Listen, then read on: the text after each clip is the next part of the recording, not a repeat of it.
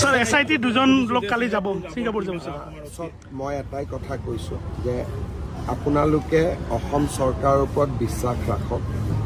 আৰু অসম চৰকাৰে আজিলৈকে এই মুহূৰ্তলৈকে অসমৰ ৰাইজক কোনো কথাতে আমি এতিয়ালৈকে এক প্ৰকাৰ হতাশ হ'বলগীয়া কাম কৰা নাই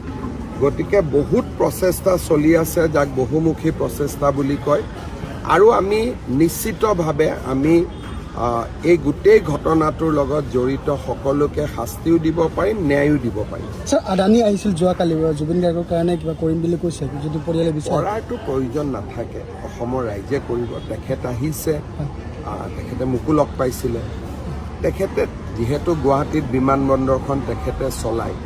আৰু ভৱিষ্যতে অসমত বিনিয়োগ কৰাৰ তেখেতৰ ইচ্ছা আছে